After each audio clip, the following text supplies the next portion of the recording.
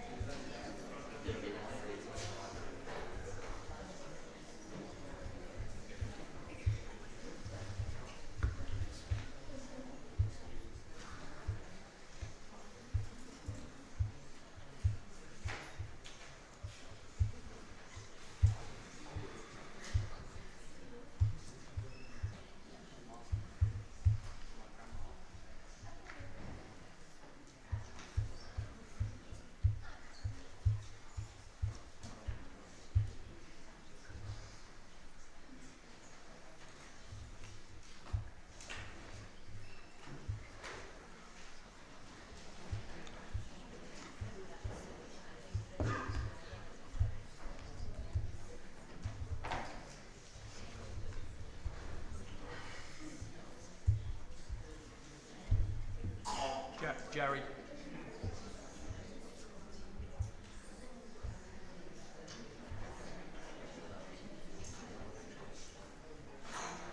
I can't get it to connect even wirelessly. I got it to connect wirelessly. That's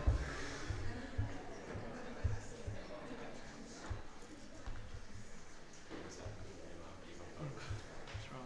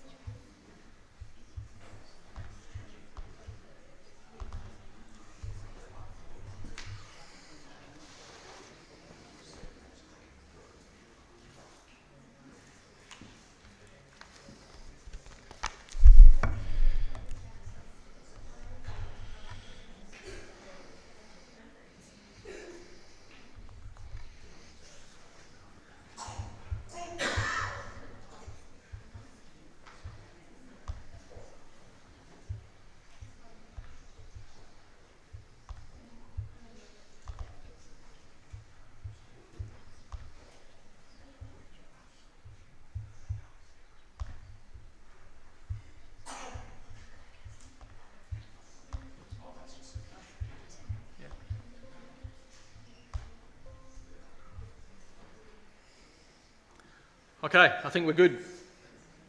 We will see. Welcome everyone to tonight's topic, which we have Brother Jared here to present to us, and we're looking at World Watch and current events. So there's been plenty happening around the world in the last probably 4 or 5 months since we've had a topic like this, and it'll be really good to see where we're at and where Bible prophecy is being fulfilled and God's plan is happening. So if you all rise, we'll just open with a prayer. We'll do that now. Our wonderful God and our almighty Creator, we come to you now and we thank you for all that you have done for us. We thank you for the sacrifice of your Son that we have remembered together this morning. We thank you for your word that you have poured out through history, and you have used men and women of old to show us your ways and how you want us to live. And now we will consider tonight the things that are happening around us, Father, the things that you have put into motion. Even though we may not be able to see you, we know that from some of these events we can see your hand working clear as day. And may the things that we consider strengthen our faith. For truly, Father, we live in a world that is full of doubt, that is full of contradiction, and that is full of lies. But we know that with you, Father, there is only truth, and there is only righteousness. So help us to consider these things, to look at them in depth alongside your word, so that we can understand fully your plan and your purpose, and that how we may be a part of that. So we leave our time now in your care, and we ask these things in your Son's name, our Lord Jesus Christ. Amen.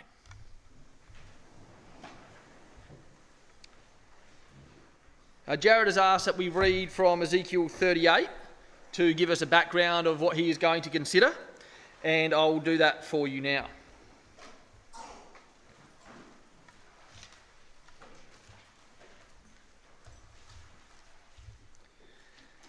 And the word of Yahweh came unto me, saying, Son of man, set thy face against Gog, and the land of Magog, and the chief prince of Meshech and Tubal, and prophesy against him, and say, Thus saith Yahweh God, Behold, I am against thee, O Gog, the chief prince of Meshech and Tubal, and I will turn thee back, and put hooks into thy jaws, and I will bring thee forth, and all thine army, horses and horsemen, all of them clothed with all sorts of armour, even a great company with bucklers and shields, all of them handling swords.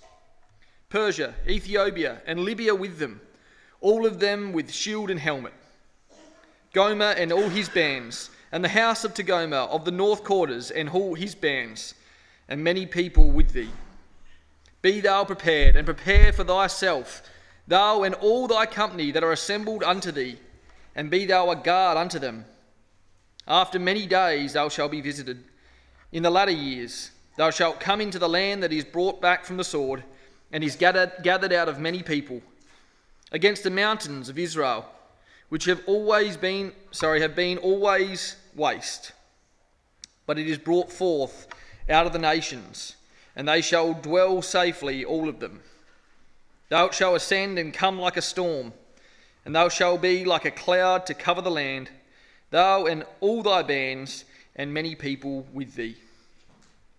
Thus saith Yahweh God, it shall also come to pass that at the same time shall things come into thy mind, and thou shalt think an evil thought, and thou shalt say, I will go up to the land of unwalled villages. I will go to them that are at rest, that dwell safely, all of them dwelling without walls, and having neither brass nor gates, to take a spoil, and to take a prey, to turn thine hand upon the desolate places that are now inhabited, and upon the people that are gathered out of the nations, which have gotten cattle and goods, that dwell in the midst of the land. Sheba and Dedan, and the merchants of Tarshish, with all the young lions thereof, shall say unto thee, Art thou come to take a spoil? Hast thou gathered thy company to take a prey, to carry away silver and gold, to take away cattle and goods, to take a great spoil? Therefore, Son of man, prophesy and say unto Gog, Thus say Yahweh God, in the day when my people of Israel dwelleth safely, shalt thou not know it? And thou shalt come from thy place, out of the north parts, thou and many people with thee, all of them riding upon horses, a great company, and a mighty army. And thou shalt come against my people of Israel, as a cloud cover the land, it shall be in the latter days. And I will bring thee against my land, that the heathen may know me, when I shall be sanctified in thee, O Gog, before their eyes. Thus saith Yahweh God, Art thou he whom I have spoken in old time by my servants, the prophets of Israel, which prophesied in those days many years that I would bring thee against them? And it shall come to pass at the same time, when Gog shall come up against the land of Israel, saith Yahweh God, that my fury shall come up in my face. For in my jealousy and in the fire of my wrath have I spoken. Surely in that day there shall be a great shaking in the land of Israel, so that the fishes of the sea and the fowls of the heaven and the beasts of the field and all the creeping things that creep upon the earth and all the men that are upon the face of the earth shall shake at my presence. And the mountains shall be thrown down, the steep places shall fall, and every wall shall fall to the ground. And I will call for a sword against him throughout all my mountains, saith Yahweh God. Every man's sword shall be against his brother, and I will plead against him with the pestilence and with blood. And it will rain upon him and upon his bands and upon the many people that are with him, an overflowing rain and great hailstones, fire and brimstone. Thus I will magnify myself and sanctify myself, and I will be known in the eyes of many nations, and they shall know that I am Yahweh. With that to introduce Jared's words, I'll hand it over to him.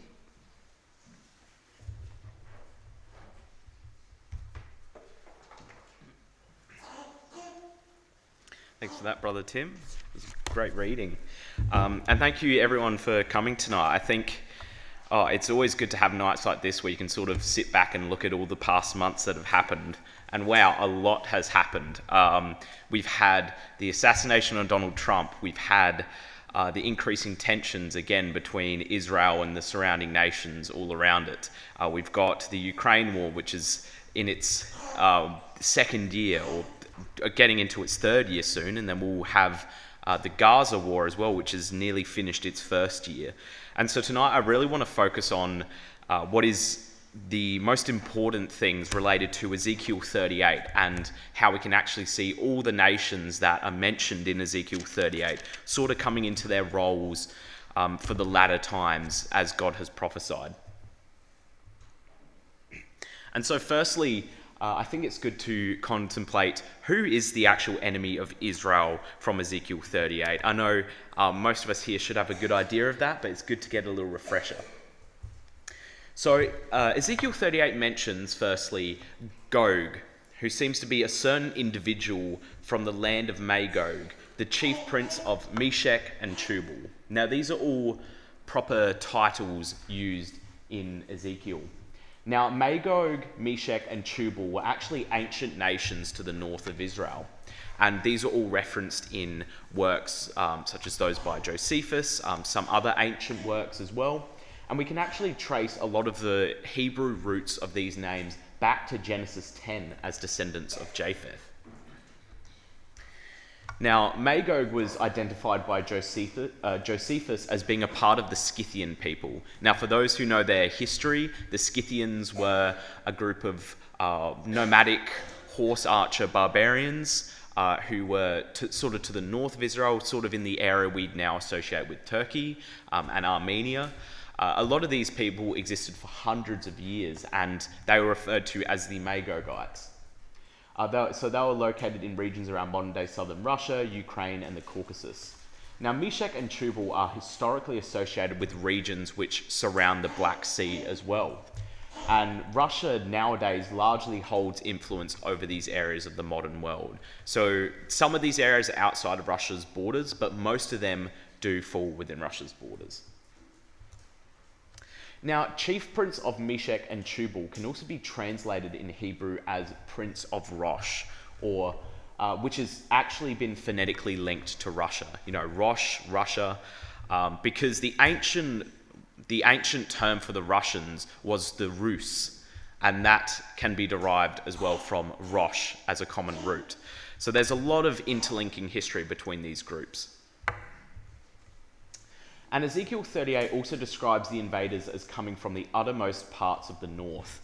Now, Russia is about as far north as you can get in terms of when you just point straight up north from Israel, as there are parts of Russia which are within the Arctic Circle as well, which is, of course, as far north as you can get on Earth.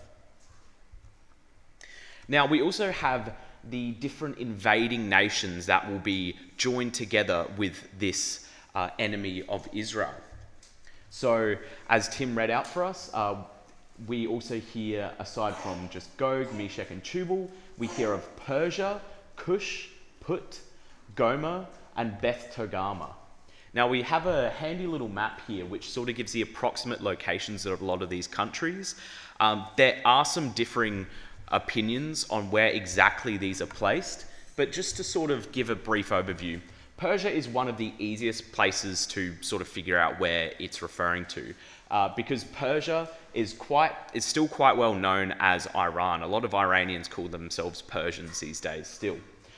So it was a location of the ancient Persian Empire, which I'm sure most of us are familiar with. Then we have Kush. This was an ancient nation which was south of Egypt, sort of located in the proximity of Sudan and Ethiopia in the modern day. Then we also have Put, which corresponds to modern day Libya or sort of northern Africa. So if there are other people who know their history, this sort of corresponds to the location of Carthage back in history, which was a very popular, a very wealthy Phoenician empire at the time, which of course was then conquered by the Romans. And then we also have Gomer. Now, Gomer is commonly associated with Germany by Jews. In fact, quite a few people think there's a common root with Gomer land being the root of Germany. And they're also another descendant of Japheth. So Gomer is mentioned as a descendant of Japheth. It could represent Europe as a whole as well. In fact, the Jewish people who are from Germany are referred to by Jews as Ashkenazi Jews, which ties them back into the lineage of Japheth. So Jews do recognize Germany as being from the descendants of Japheth and do correspond it to the region of Gomer. Then we have Togarmah as well. Now this is linked most often to places bordering Turkey, often to the north of Turkey, and sort of within Turkey as well, and modern day Armenia. And this is where some of the interpretations can differ a bit, and we will get into that a bit later about Turkey. Actually, no, it's the next slide. Yeah, so Togarmah and Turkey, it has a bit of an interesting sort of way that it fits into this passage. So in modern times, Turkey has often been positioned as a bridge between the West and the East. And I do actually have some articles later today showing that Turkey is very much a bridge between the two, particularly due to its membership in NATO, but it also has close relations with both the Western world and also Muslim countries. Now, Turkey and Russia continue to have conflicting interests, especially in regions like Syria, Libya, and the Caucasus. Since Turkey historically opposes Russian expansion into these regions and tries to maintain ties with the West, there is the suggestion that Russia may need to use military force or political pressure to actually bring Turkey into its sphere of influence. Turkey's strategic location also makes it a valuable asset in any sort of future military or geopolitical alliance. This is because it controls the Bosphorus Strait.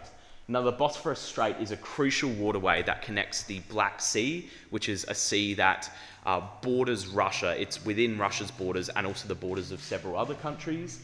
And it has some fairly big ports within the Black Sea. And the Bosphorus Strait is actually a way for Russian ships to get through into the Mediterranean Sea as well. So it's of great strategic importance to Russia. And control of this strait would actually give Russia better access to the Mediterranean, enhancing its naval power. So if Russia did want to expand down further south and sort of increase its sphere of influence, it would need to get a way to get into the Mediterranean.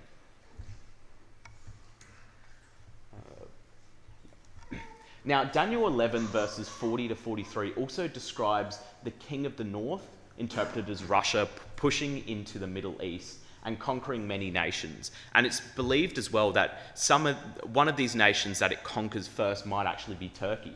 So we read, "At the time of the end, the king of the south will engage him in battle, and the king of the north will storm out against him with chariots and cavalry and a great fleet of ships. He will invade many countries and sweep through them like a flood. He will also invade the beautiful land. Many countries will fall, but Edom, Moab, and the leaders of Ammon will be delivered from his hand. He will extend his power over many countries. Egypt will not escape. He will gain control of the treasures of gold and silver and all the riches of Egypt, with the Libyans and Cushites in submission." So that's why it's the belief of quite a few Christadelphians that Turkey might not be a willing ally with Russia, unlike a lot of these other nations, and there might be some other sort of geopolitical things happening in future. And we do have some articles which seem to line up with that view of it as well. So then we also have the opposing nations which will be going up against Russia. Now, It's interesting because we have, of course, Ezekiel 38, which says, as Tim read, it says that on that day thoughts will come into your mind and you'll devise an evil scheme and say, I will go up against the land of unwalled villages, I will fall upon the quiet people who dwell securely. And it describes these people as dwelling at the center of the earth. Now, it's kind of fitting that we refer to the Middle East as the Middle East. It's kind of like we are referring to it as the center of the earth as well. In fact, can anyone tell me what the word Mediterranean means?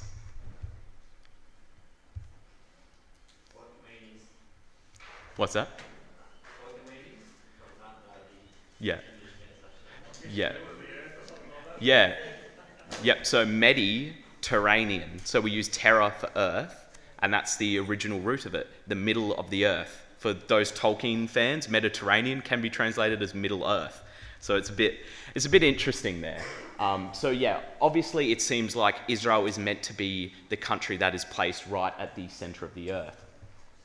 Now we also have Sheba and Dedan and the merchants of Tarshish and all its leaders.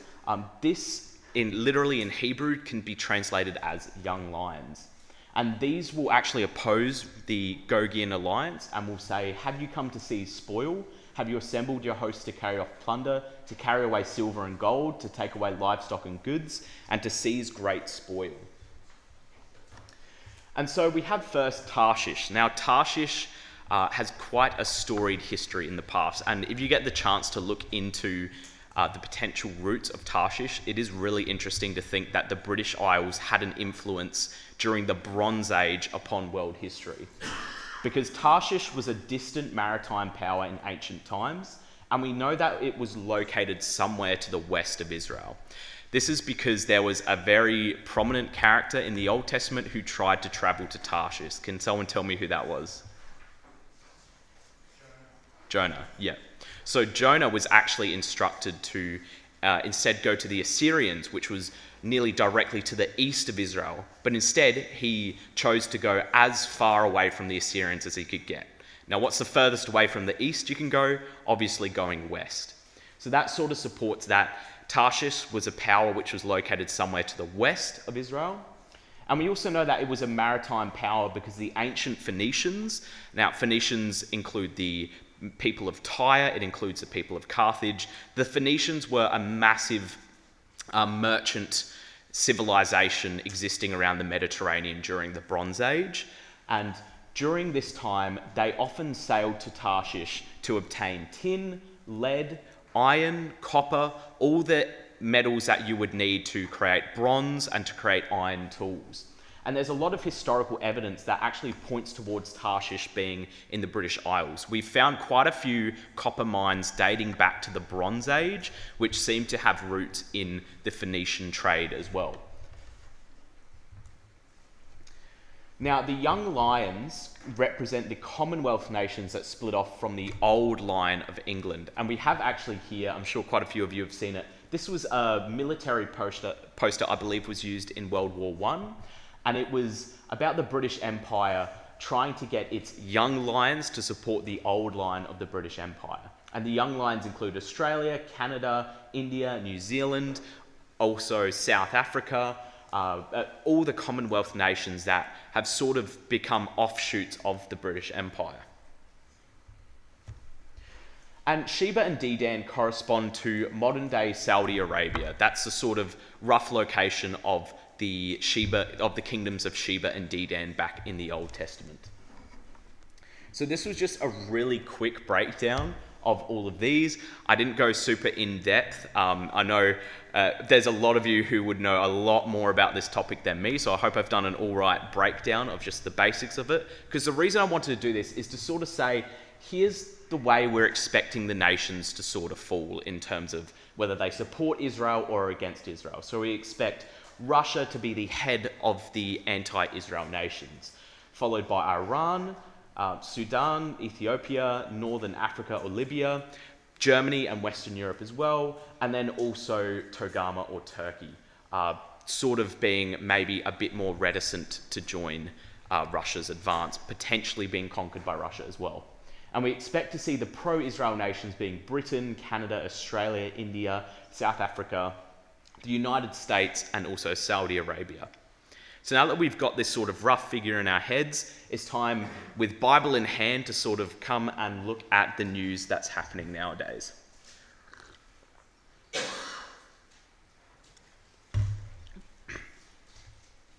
So let's check on the news.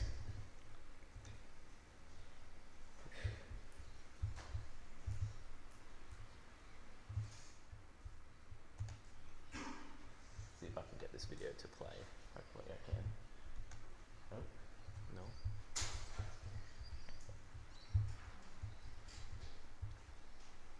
Oh, that's why.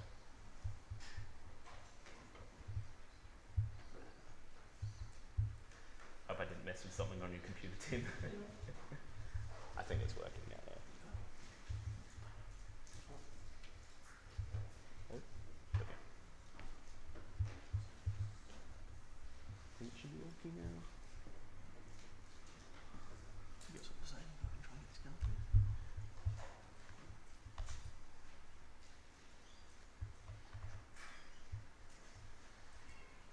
The good guys do almost a deal as one now. Get an ad first. It's always good.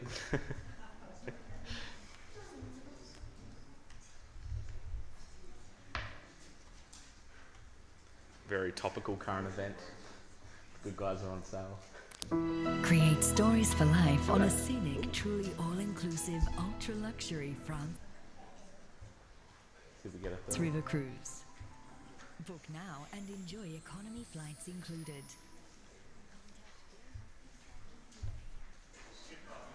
Hochstein was last in Beirut in June, when the conflict between Hezbollah and Israel reached its most intense level since October. The U.S. envoy returns to an even more dangerous phase, as Hezbollah's promised retaliation against the killing of a top military figure 2 weeks ago threatens wider confrontations. He met the armed group's ally, Speaker of Parliament, Nabi Berri. And while he seemed optimistic, the U.S. envoy is aware Hezbollah won't halt fire without an end to the war on Gaza. Speaker Berry and I also talked about the framework agreement that's on the table for a Gaza ceasefire, and he and I agreed there is no more time to waste. The deal would also help enable a diplomatic resolution here in Lebanon, and that would prevent an outbreak of a wider war. The recent assassinations of Hezbollah commander Fuad Shukr in Beirut and Hamas's political head Ismail Haniyeh in Tehran have raised concerns of an all-out regional war.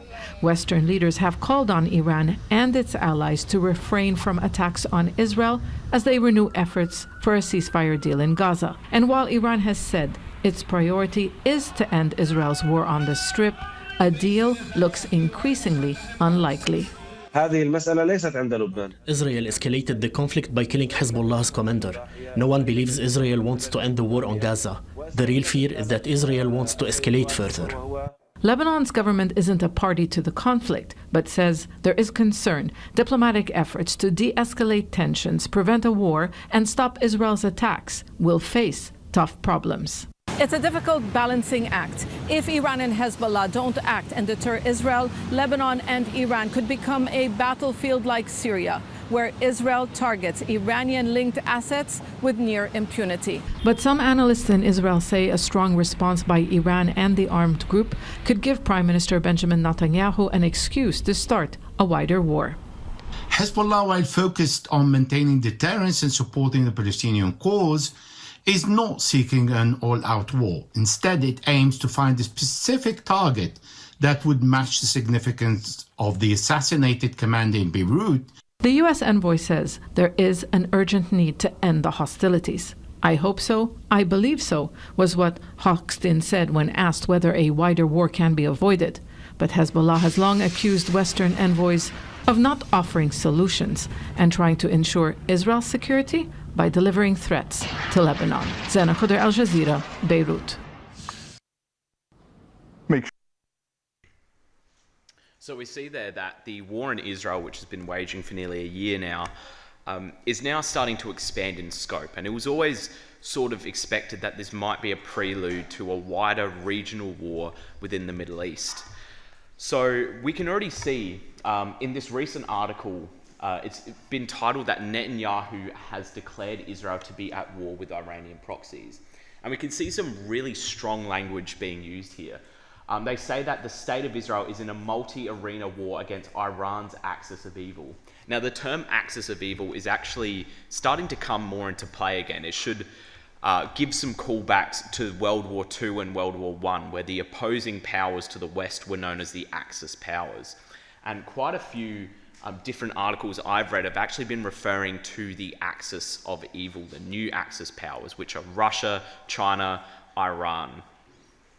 So Netanyahu is saying that he's prepared for this and that they are ready to strike at any of its arms and are prepared for any scenario, whether it's defense or offense.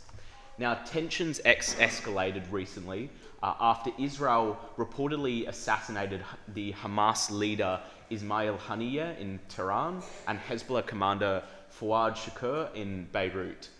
And both of these people were heavily backed by Iran. And Hamas and Hezbollah have vowed retaliation for this. Now, Iran, it's actually been said, this is quite a recent article, that Iran may retaliate within days for the killing.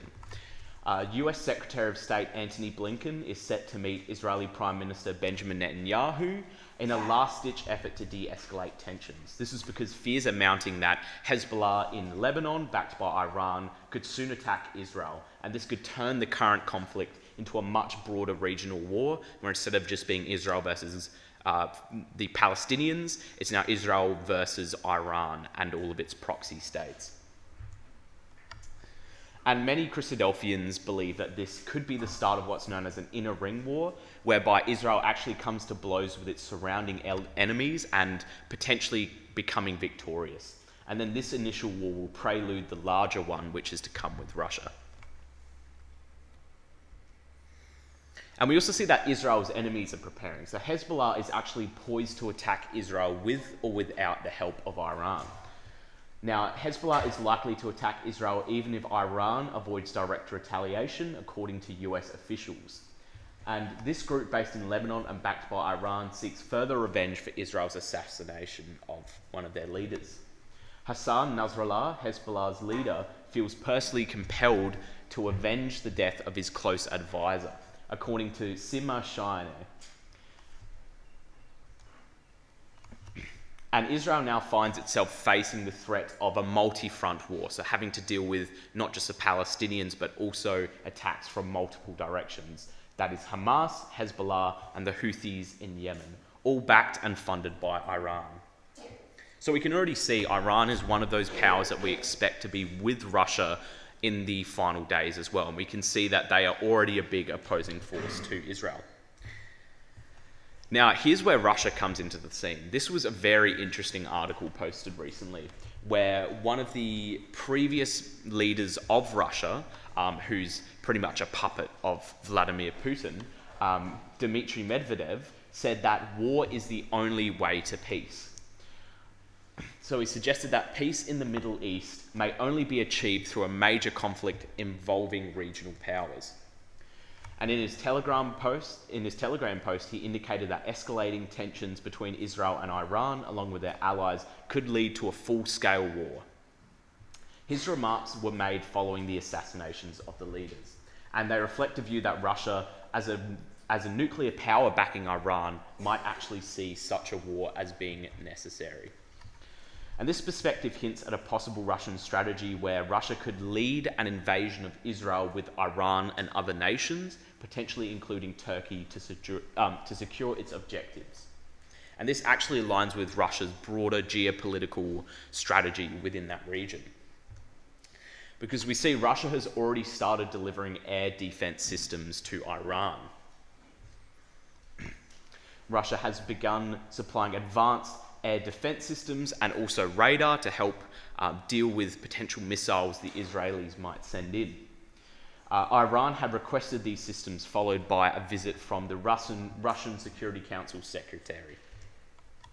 Now, both Moscow and Tehran have condemned the killing of Haniyeh, and they're looking to strengthen their ties amid the ongoing conflicts with Israel. And this cooperation is seen as mutually beneficial. Russia needs Iran's drones to be able to deal against Ukraine, while Iran seeks protection from potential Israeli attacks. And Putin is currently in talks with Palestinian President Mahmoud Abbas to provide support. So we can see that Putin has got a lot of ties to the Iranian axis of evil, as it's been so called. And yet, on their own border, just in the last couple of weeks, Russia is now facing an invasion from Ukraine, who has as of now captured over 640 square kilometres of Russian territory. Now, this has only been made possible because the Ukraine is actually using US and UK tanks and military technology. And Putin knows this, and so Putin actually sees this invasion as if the US or the UK were already directly attacking Russia. Now we read in Daniel 11, it describes how the king of the south, so the US or the UK, will push at him, referring to a military provocation. Now the Hebrew word for push here actually means gore. So it's like an animal inflicting a painful injury, but one that is not likely to kill. And so this sort of provocation isn't something that's likely to greatly harm Russia, but it will certainly greatly anger him and will lead to, again, much more of a divide between the US, the UK, and Russia. Now, we also see Russia is looking to strengthen ties with other nations, which should ring a bell from what we were just talking about a few minutes ago. Putin's war is now sweeping into Africa, as he is looking to strengthen ties with Sudan's government. So since at least last year, Ukrainian special forces, they've been targeting Russian military interests globally. So this includes operations in regions where Russian influence is significant. One example of this is Sudan, where up to this point, Russian mercenaries have largely been supporting the rebel Rapid Support Forces. But it seems now like Russia might actually be shifting sides in Sudan's civil war, as they're now seeking to secure a naval base near Port Sudan and aligning itself with the Sudanese government, which is itself backed by Iran. So the deal between Russia and the Sudanese government would involve substantial military assistance and could actually lead to Sudan severing ties with Ukraine. Now, the construction of a Russian naval base in Sudan could accommodate several hundred soldiers and 4 ships. So again, it would just increase Russia's power within the Mediterranean region. And I'm sure a lot of you are familiar with this fact, but Netanyahu has just recently appeared in front of the US Congress for another time. So just last month, he delivered his 4th address to a joint session of the US Congress, and he called for a decisive victory over Hamas and a new strategy for addressing the threat from Iran. He emphasised the contrast between barbarism and civilization and stressed that there needed to be a unity between Israel and America. Netanyahu has now surpassed Winston Churchill for the most joint session speeches by a foreign leader. And he faces quite a complex political situation now, where he has to balance keeping ties well with Joe Biden, who is the current president, and then also the potential future candidates of Kamala Harris and Donald Trump. Now, going a bit into the differing perspectives of these people that Netanyahu has to balance between, Biden has supported Israel's military campaign, so he's provided substantial aid and help with deploying warships, but has recently criticised Israel's tactics, including the blockade of humanitarian supplies and the lack of a clear strategy to end the conflict. Harris does support Israel in the same vein, so she's in the same party as Biden, she's his current vice president.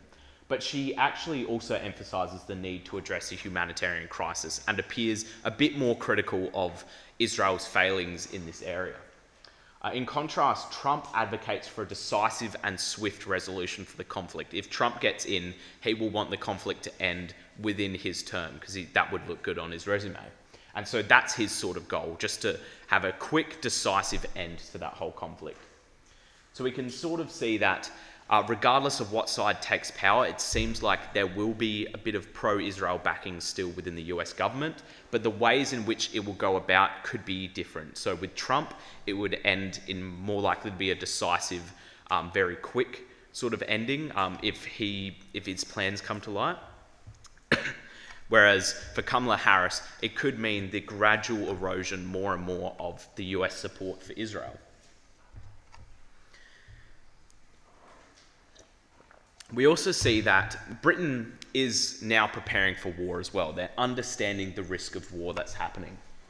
So in his first public speech, the new general, Sir Rolly Walker, warned of the rising threat from an axis of upheaval. Again, you see that axis appearing, comprising Russia, China, North Korea, and Iran. He actually thinks that Britain has maybe a 3-year window to bolster its land forces in order to effectively deter these adversaries. So that doesn't mean he thinks war's going to happen in 3 years. It means that, It means that if Britain is to be prepared for any potential war, it has about 3 years in which it can do so. So that means building new boats, starting to build more infrastructure to support it. He highlights that regardless of the outcome in Ukraine, regardless of whether Russia wins or loses, it will remain a significant and vengeful threat, and it will continue to try to disrupt Euro-Atlantic security. Now, this warning actually echoes biblical prophecy, where the king of the south is depicted in Daniel 11 as provoking Gog. So the prophecy suggests that when the king of the north invades Israel, it will be driven by both vengeance and a desire for spoils as well. Meanwhile, the US and Canada recently intercepted Russian and Chinese bombs near Alaska for the first time during a joint Arctic exercise. And this surge in aggression may be fueled by doubts about Biden's effectiveness and perceived leadership vacuums emboldening Russia and China. These threats extend beyond the Arctic, with Russia's actions against US allies in Europe escalating. And China is also starting to stress more its maritime claims in the South China Sea, which I will get into more. The whole China situation is very interesting. Now, let's quickly go into Turkey and see what's happening with them. So Turkey, as I was saying before, they're sort of trying to ride the fence a bit. They're not sure who to support, and they're trying to play both parties if they can. Now, Turkey has said that closer ties to the West don't mean that they will give up on Russia. Turkey's stance in the ongoing Ukraine conflict is complex, and while they provide significant military and diplomatic support to Ukraine and Kiev, including helping secure Ukraine's exports and opposing Russia's territorial claims, which of course threaten Turkey as well, it has not joined Western sanctions against Russia. Instead, it has become a major buyer of Russian crude oil, and it continues to facilitate flights between Russia and other countries. Turkey has not only maintained strong economic ties with Russia, particularly in energy, but has also benefited from the trade because it's become a crucial hub for Russian oil and gas.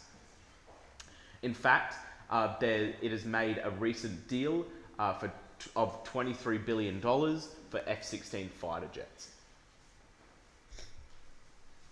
Now, this balancing act actually reflects Turkey's strategic position. So it seeks to maintain ties with not only Russia and but also Western allies. It's trying to leverage a role as an intermediary in energy markets and geopolitical negotiations without fully committing to either side in the Ukraine conflict. Now, something which was interesting in Ezekiel 38.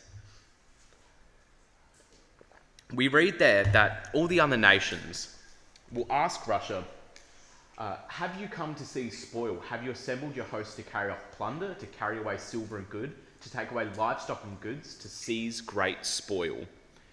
So all the nations are saying to Russia, why are you doing this? Are you doing this just to get money? It seems like they're impotent in some way. Like something is hindering them from being able to actually engage Russia when they come down to attack Israel. That is one potential explanation for why they are, instead of acting on it, they are just saying to Russia, no, stop doing this. Why are you doing this? And one of the reasons why this might be happening is relating to that whole new axis of evil, which quite a few people are talking about. Because maybe they'll be heavily engaged in another armed conflict that might be sapping their resources elsewhere. And what could this be? Well, I think it will be interesting to look at what's actually happening in China. So I have another quick video. Hopefully we don't get too many ads on this one. Oh, it's the good guys again.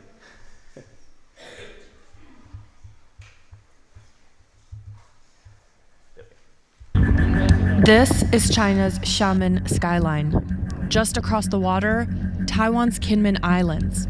China once controlled Taiwan and is determined to do so again. Threatening to use force if necessary, demonstrating its immense military might. So, why does China believe Taiwan belongs to it? Let's dive in. In his New Year's address, President Xi Jinping said reunification with Taiwan is inevitable.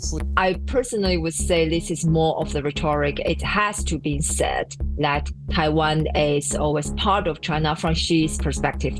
Ginny Li is the director of the Taiwan Research Hub at the University of Nottingham. What does China want with Taiwan? Why is reunification such a big goal? It is more about us to bring Taiwan back as their centuries or histories, dream or expectation that Taiwan has to be back to the motherland to complete the territory or the map of China. It is not logical. It is not rational. Taiwan split politically from China in 1949 following civil war. The two are divided by the Taiwan Strait, 160 kilometers at its narrowest point, cutting through the East and South China Seas. Taiwanese people have their own constitution, national flag, holidays. They're governed democratically and independently of China. Taiwan has two political parties that have formed government since the island became democratic. One favors closer ties with Beijing. Decades ago, that party, the Kuomintang, came to an understanding with China. It's known as the 1992 Consensus. It includes the idea of one China. But the Kuomintang and Beijing have differing opinions on exactly what that means. To make things more complicated, the Democratic Progressive Party, which has ruled the island since 2016, doesn't recognize the 1992 Consensus. Experts say there's a shrinking appetite for full reunification in Taiwan. There is certainly a generational shift. The older generation was a lot more likely to be for unification, and the younger generation a lot less likely. Most Taiwanese people want to maintain the status quo, and yet China maintains its one China policy, which lumps Taiwan under Beijing's control. What does the rest of the world think? Only 13 countries have diplomatic ties with Taiwan. The United States officially acknowledges China's perspective, but has informal ties with Taiwan. President Biden has even made statements that angered Beijing. Are you willing to get involved militarily to defend Taiwan if it comes to that? Yes. You are? That's a commitment we made. A major conflict in the Strait would result in thousands of casualties and jeopardize more than $2 trillion in global economic activity, igniting a global economic depression. Here's why. Taiwan is the world's largest supplier of semiconductor microchips, chips that go into most smartphones and other gadgets, making it essential to the world's economy. The island's location is also strategically important for the U.S. Outgoing President Tsai Ing-wen has repeatedly defended Taiwan's sovereignty, even as China has issued political sanctions and waged cyber attacks. She has increased the small island's military spending and made mandatory military service longer. Taiwan needs to have some self-defense system. Taiwan would never be able to compete with China, but it is legitimate to defend our country a little bit further. Are you worried about the threat of a hot war with China? The worry has been with me for all my life. So yes, it is worry, but I think most of the Taiwanese people would say life carries on.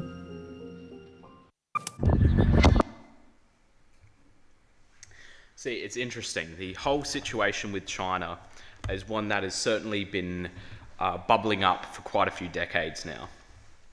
And this was a recent article that was published in Brookings saying, positing, could the United States and China really go to war? Now, military strategists in the United States actually consider China the nation's main military worry. Now, China and the US are the two leading global economic and military powers, Both are armed with nuclear weapons, and both contribute significantly to global GDP. However, if they were to go to war, concerns about global prosperity could quickly shift to just all-out World War III. Now, analysts are also saying that China's decreasing birth rates and population means that their political influence is likely to decline over the next several decades. So for those who don't know, China's birth rates have been severely impacted by some of the policies they've instituted in the past, such as the One China policy, which gave heavy restrictions and heavy penalties for families which had more than one child. This was done in order to reduce overpopulation in the country, but now it has resulted in birth rates in China falling well below replacement rate. It's actually said that China's current population of 1.4 billion will fall to 800 million by the year 2100. And not only that, the majority of their population by that point will be aged over the age of 40 and 50.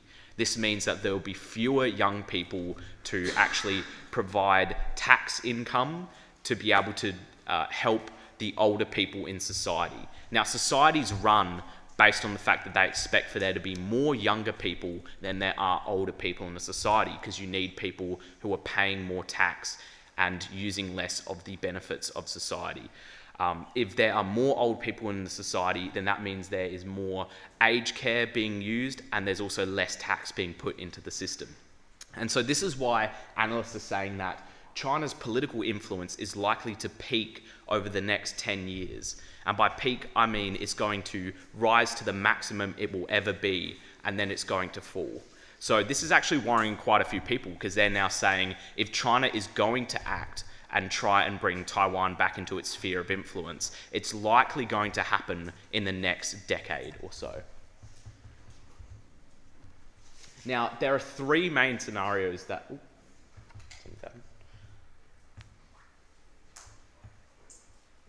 think it's popping back up again. Maybe?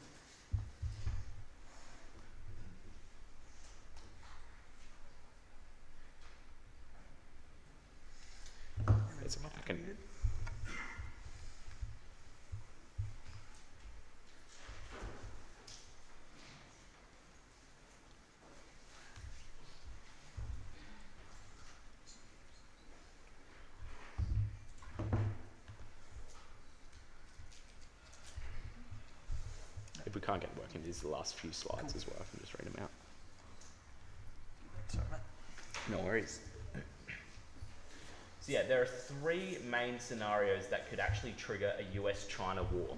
So the first is a dispute over islands in the South China Sea. So as we saw in that video, you have Taiwan, you have China, then you have the South China Sea in this sort of area. Now, this could include a Chinese invasion of Taiwan or a more limited use of force through a blockade of Taiwan. The first scenario is considered the most probable, but the least likely to escalate into a full war, while a blockade of Taiwan poses the greatest risk of escalation, potentially involving nuclear weapons. Now, the tension over small territories like the Second Thomas Shoal, contested between China and the Philippines, illustrates how seemingly minor incidents could spiral into larger conflicts. So this was a little conflict that happened against the Filipinos, and it had the potential to blow out into something bigger, but luckily it didn't. The second scenario is where China just invades Taiwan, and this is perhaps the most dangerous. So while the US is not treaty-bound to defend Taiwan, its historical and strategic ties to the island make military intervention likely. Taiwan is of immense importance to global supply chains. This is due to its semiconductor industry and strategic position in the region. A war over Taiwan would be extremely risky for both sides, with China facing significant challenges in an amphibious assault and the US relying on vulnerable military infrastructure within the region.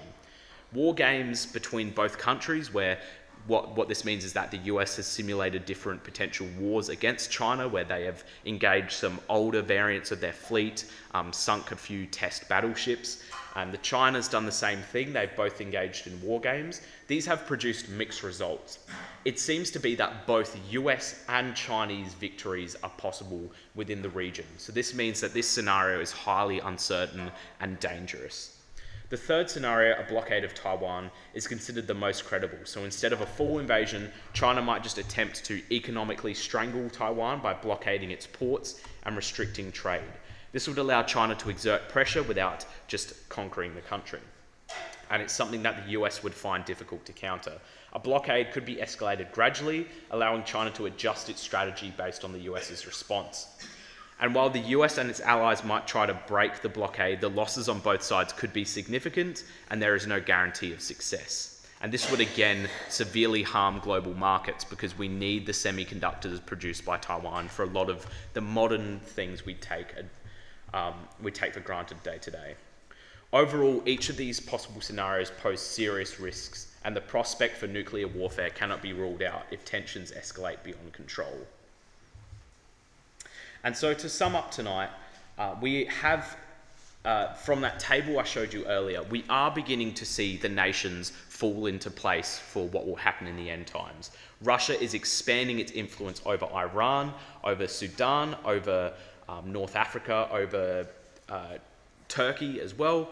Turkey is still on the fence a bit, and it seems like they're playing both sides. And we're also seeing both sides of a massive conflict starting to sort of understand what they're stepping into. We hear of the axis of evil now, where it's Russia, Iran, China, and North Korea, all these nations sort of coming together as potentially the Axis powers for the Third World War. And then on the other side, we hear of Britain and Canada, Australia, India, South Africa, the US, all sort of allying themselves more with Israel. But we know that this isn't something we should worry about. God plans for all of this. And we read of what will happen in the day when this does happen and when Israel is invaded. It says, then in Zechariah 14, it says, then the Lord will go out and fight against those nations as when he fights on a day of battle. On that day his feet shall stand on the Mount of Olives that lies before Jerusalem on the east, and the Mount of Olives shall be split in two from east to west by a very wide valley, so that one half of the mountain shall move northward and the other half southward. And you shall flee to the valley of my mountains, for the valley of the mountains shall reach to Azal. And you shall flee as you fled from the earthquake in the days of Uzziah king of Judah. Then the Lord my God will come, and all the holy ones with him. On that day there shall be no light, cold or frost, and there shall be a unique day which is known to the Lord, neither day nor night, but at evening time there shall be light. And on that day living waters shall flow out from Jerusalem, half of them to the eastern sea and half of them to the western sea. It shall continue in summer as in winter. And the Lord will be king over all the earth. On that day the Lord will be one, and his name one. And all the nations of the world won't be able to stand against that power.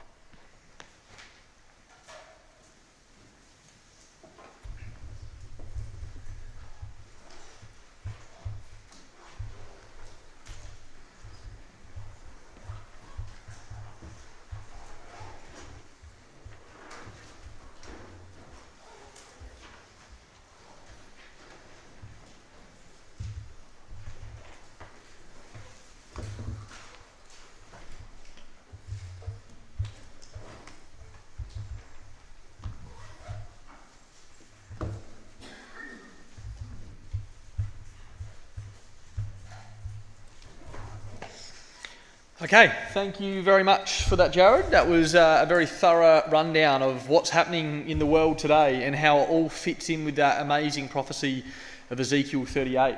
And truly, it's a reminder for us to keep our faith strong. Sometimes we can doubt, and there can be times in our lives where it can be hard because we don't have physical evidence necessarily in front of us.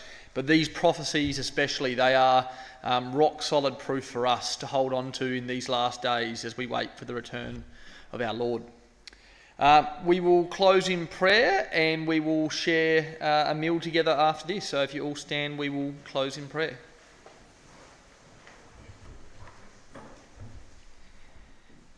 Our loving and our almighty God, we come to you now, we bow before you, for truly you are the one and only great God whom all should worship, who is worthy of honour and praise.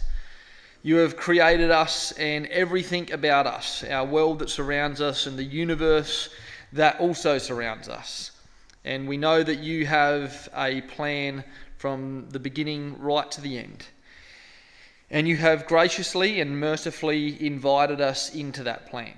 So we are humbled, Father, for the love and the grace that you show us on a daily basis to include us into your almighty plan with the whole universe. So, Father, as we share together the food which you have lovingly provided for us, help us to be like your Son, to act like him, to think of others around us, to show the love that he showed to his disciples to one another, so that the outside world may know us by those acts. They may know us by the love that we show and the kindness that we give to each other. And help us to keep away those temptations that the world may offer us on a daily basis as we leave this place, whether it's at home or work. Help us to stand up for what is right. Help us to say no to the pleasures of sin. So, Father, we ask that you guide us in this coming week. We truly pray for the return of your Son. We hope that above all things happens this week, but also be with us as an ecclesia, as individuals living godly lives, trying to fulfill your will. We ask all these things in your Son's name, our future King, the Lord Jesus Christ. Amen.